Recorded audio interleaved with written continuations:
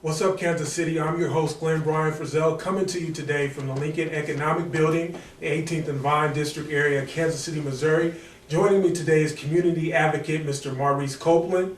Mr. Copeland, how are you doing today? Doing fine, Glenn. Tell us about the Presidential Advisory Committee who will be coming here in January to investigate a petition that you and Mr. Wayne Knox put together. Okay, the Presidential Advisory Board is a board that was established by the federal government to oversee the nuclear weapons production industry as far as it relates to exposure from radiation. And that board was appointed by the President Clinton, in the year 2000. He appointed these people, and what they do, they come in, first of all, you apply for what is called an SEC, Special Exposure Cohort. What the Special Exposure Cohort is in the nuclear weapons industry. Special Exposure Cohort. Right. And in the nuclear weapons industry, the name speaks for itself. We work with radioactive material. Now, in Kansas City, what's relevant is, for years, they've always told Kansas City that we're a non-nuclear plant. Right. Because we do not deal with the fissile materials. We're not generating the war radioactive materials. Mm-hmm. We don't. That's okay? what they say. That's what they say. Well, that's good. The Energy Employees Occupational Illness Act, which covers the SEC, is included in there. What the board does, the board says if people are going to be compensated for the exposures from radioactive material, well, they're the ones that will sanction it. They're the ones that will give the okay to do it. And that's what they're going to do. They're going to come to Kansas City, and they're going to judge our plant and the activities in our plant to see if we are worthy of being awarded the benefits of exposure from radiation. What's up, Kansas City? I'd like to make a quick disclaimer. We are going to be talking about the Honeywell, formerly Bendix power plant in Kansas City, Missouri. We do not have a representative who from that company can come and talk to us. So a lot of stuff that we are saying will be from the claimant side, and we're okay with that. But we just want to make it known that we do not have a representative from the power plant to directly address these claims. Mr. Copeland, can you tell us what exactly is on this petition? Yes. Okay, first of all, it's not a power plant. This is a nuclear weapons parts plant. Nuclear weapons parts plant. We make all the non-nuclear components to the bomb. If you don't have Bendix, Honeywell, if you don't have that plant, you do not have a nuclear bomb. We make 85% of the bomb. We make the vehicle, and the gas station puts the gas in it, which is the nuclear stuff. So that's what we are. We're the ones that make it. Okay, we're the ones that make the bomb. And what was that you said? What exactly is on this petition? Okay. The petition says there's a class of employees, and this is not a class action lawsuit. What we did, we petitioned the government, we petitioned the act for the SEC, the Special Exposure Cohort, that says we deserve this benefit because of the exposures to radioactive material and nuclear materials. Kansas City has always been told that we're a non-nuclear plant. Well, that's not quite true. And this is some of the things like your semi-disclaimer. Anyone from that plant or anyone from that facility out there, if they want to say that what Maurice Copeland is going to say in a few minutes, and I'm going to make it very quickly, very short, that any day for the last 13 years, I've always asked them to sit across the table from me. And yes, we did. We had nuclear materials out to that plant. Oh, We also, in the history of the plant, there's evidence that we generated nuclear power, and we experimented with nuclear power. And we have congressional testimony that says that. No one's ever talked about that. And we have shipment records. We have shipment records where nuclear materials came into that plant. And we have the evidence of that.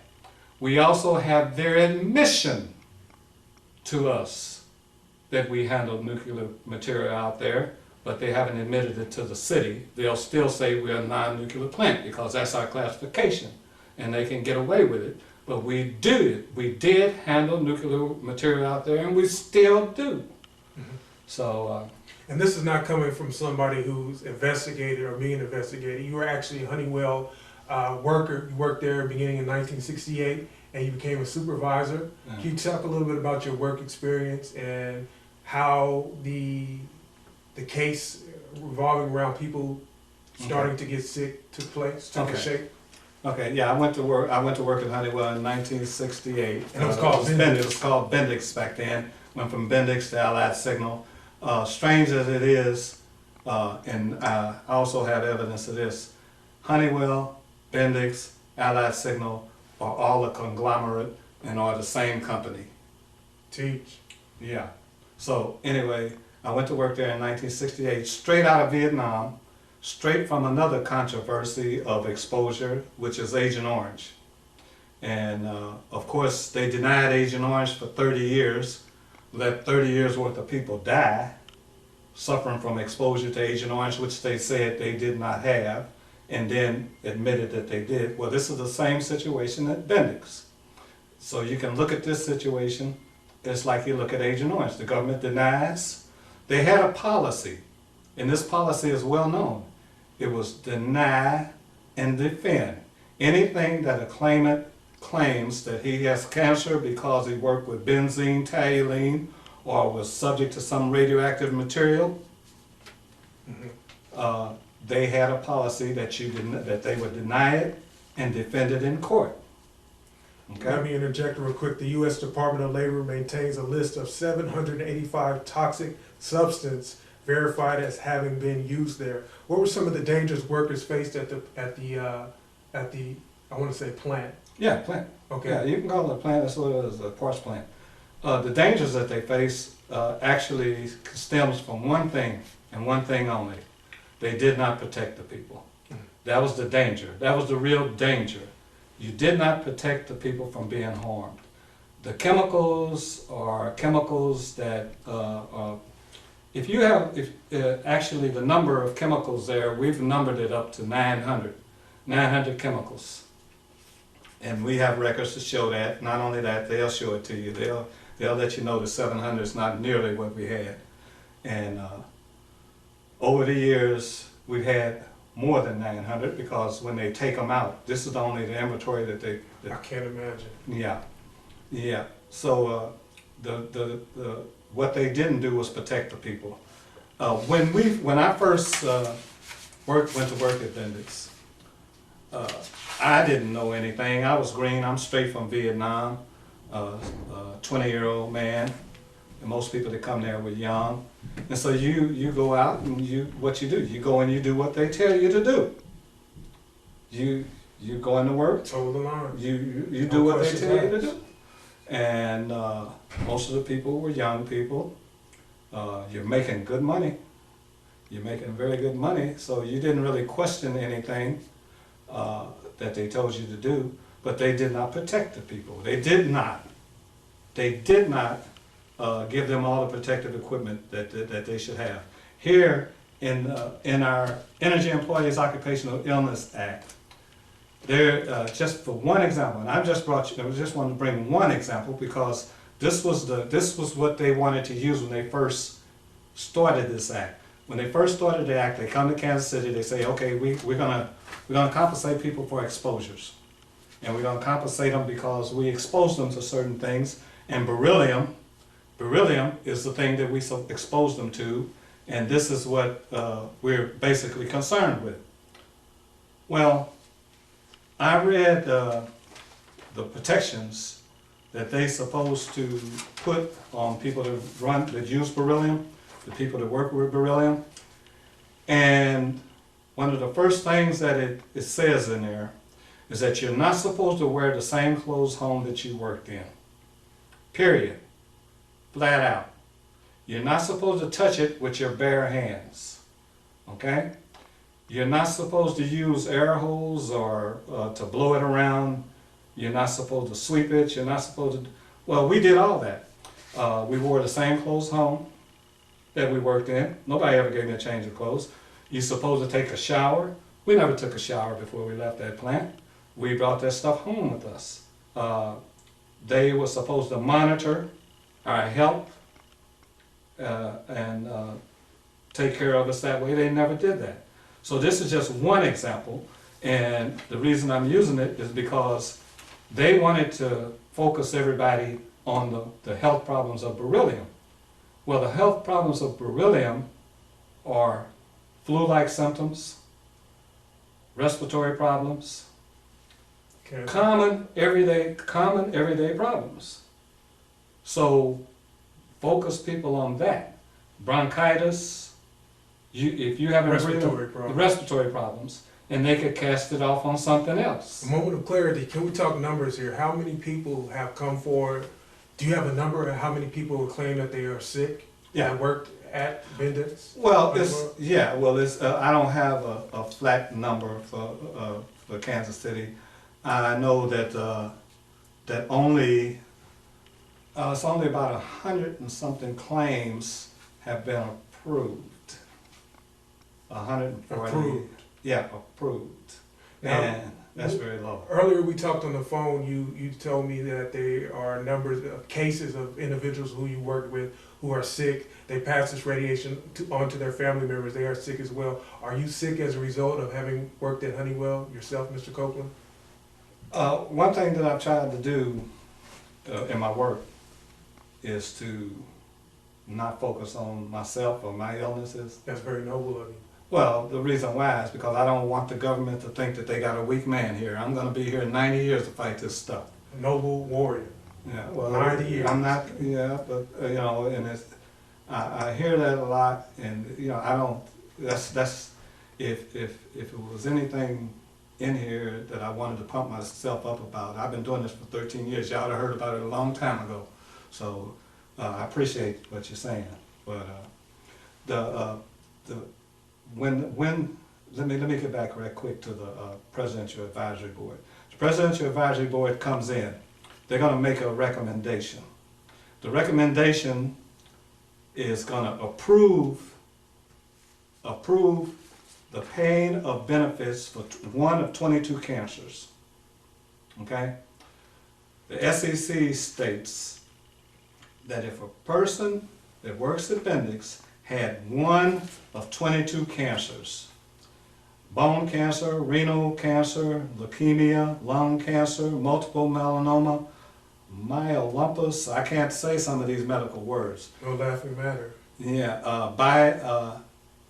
bile ducts, brain cancer, breast cancer, female and male, colon, esophagus, gallbladder, liver cancer, ovarian cancer, pancreas, laryngitis, I don't know how to say that word, but saliva glands. I don't even.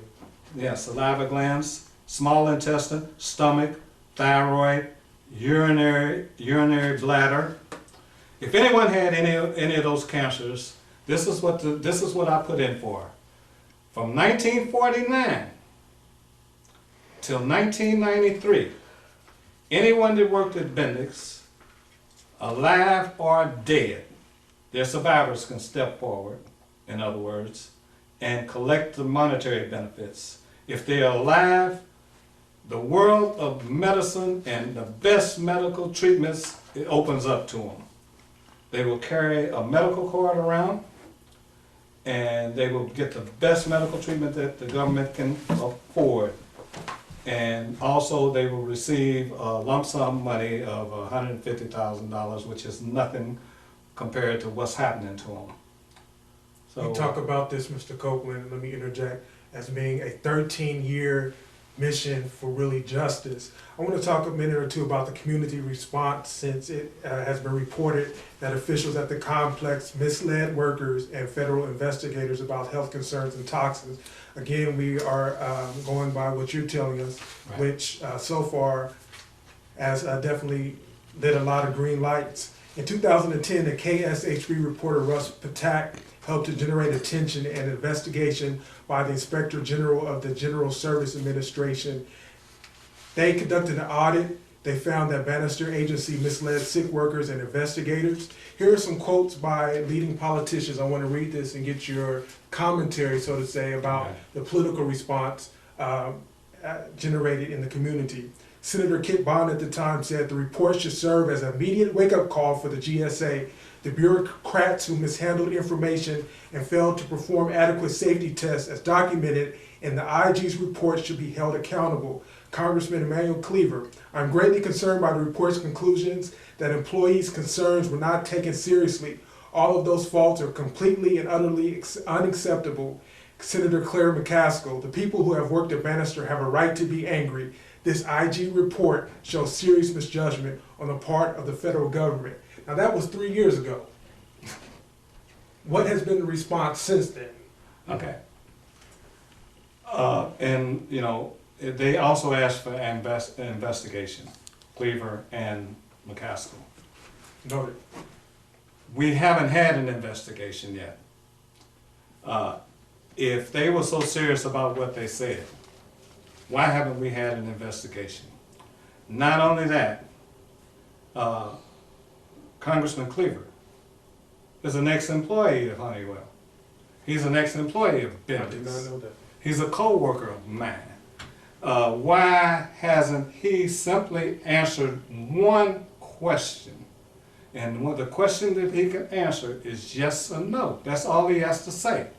First of all, the company has claimed that they protected their employees, that they put all the safety measures out to prevent us from having all of these illnesses.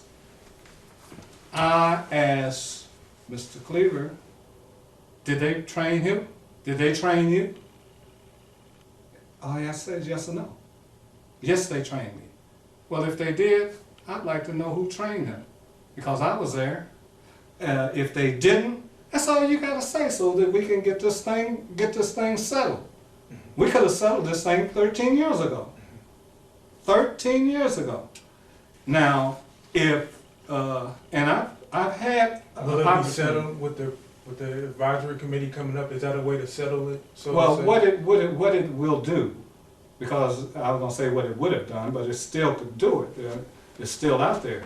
What it would do, it would let that complex know to stop denying these people by misleading information. And just like I said, they misled people. That's what Claire McCaskill said. That's what Jason Klum. Jason Klum is the administrator at GSA that houses the whole complex. And we had an IG inspection. We had EPA inspection, IG inspection, CDC inspection, all at one time at that plant. Now, I have a quote from the opposition, Patrick, well, not opposition, but from the other side of the story. Patrick Hoops, deputy manager, and I'm not sure if I'm pronouncing that right, of operations, DOE, Kansas City plant over 60 years, has always been in compliance with whatever federal safety regulations have been in place. Now, we know that the plant Bannister Federal Complex is closing. They've moved already to Botts Road, as you informed me. Mr. Copeland, I'm gonna go ahead and give you the final words. 2-3 minutes, talk to our viewers, let them know what you expect. Sum it up as eloquently as you can, and I know I'm limiting. No problem. Presentation. Because I mean, this issue is very, very sensitive, and the claims of the Bannister Federal Complex that they protected the people have been clearly uncovered, and also the proprietors of the complex have admitted that they misled the federal government. They admitted that they misled the IG, They misled the federal investigators that came in doing the investigation and the inspection of the place. They admitted that. Well, that is a crime. Anytime you lie to the federal government, that's a crime. Especially when you mislead on illnesses and injury and contamination. You lie about that. What that does, if a person is sick and the government lies about it, well, what happens? That person doesn't get well. Some of those people died, and they know it.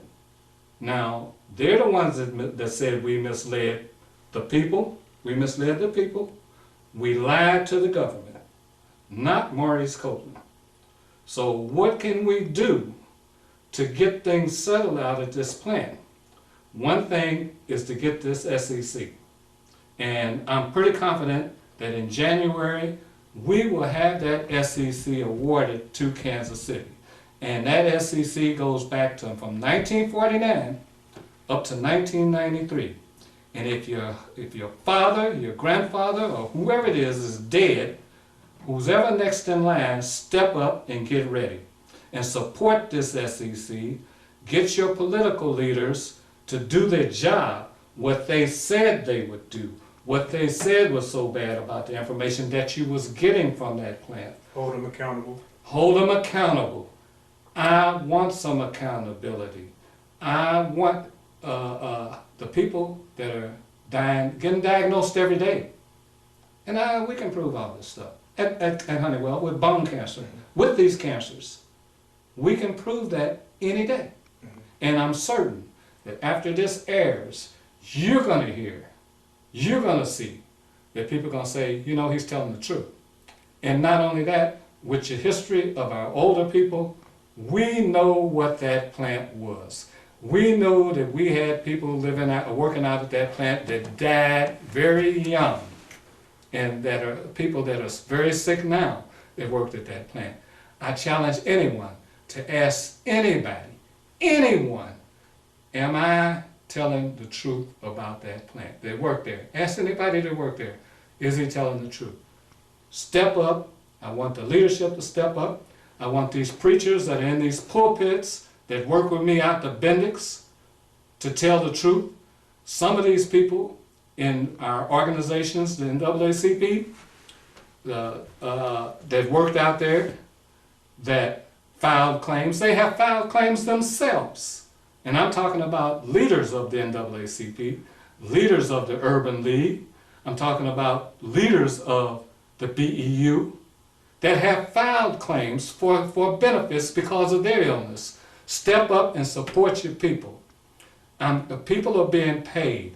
I just got a person paid. Think about what I'm saying. In 2000, they were denying people that had asthma and COPD. Some people just got paid for having asthma and COPD. Why all of a sudden in 2013? 2013. Or they paying people? Now, I want them to go back and all them people that they turned down, I want them paid too. We kind of made a connection earlier, Mr. Copeland, and I'm going to sum this up. This connecting to the Vietnam War, the after effects of the Cold War. I can only imagine what my generation is going to have to deal with Iraq and Afghanistan, the secrets that may or may not be forthcoming in the next decade, the next 30, 40 years. Community is democratic only when the humblest and weakest person can enjoy the highest civil, economic, and social rights that the biggest and most powerful possess. That is a quote by Asa Philip Randolph, who is a labor organizer. He was the organizer of the Brotherhood of Sleeping Porters that I've just read to you. What's up, Kansas City? We are truly blessed when we're able to take care of ourselves. We are blessed beyond measure when we're able to look out for and take care of one another. Go online, www.whatsupkansascity.net, to check out more video. Befriend me on Facebook, Glenn Bryan. Shoot for the sky. When you aim high, if you aim for the moon and you miss, at the very least you would have landed among the stars. I'm Glenn Bryan Frizzell signing off until next time. Thank you. All right. If you find yourself in need of a criminal defense, personal injury, or immigration lawyer, then call the Service Law Offices of Kansas City. You'll get the experience of an attorney who understands your need for aggressive representation. Consultations are free, so call today. Sooner or later, you'll need service.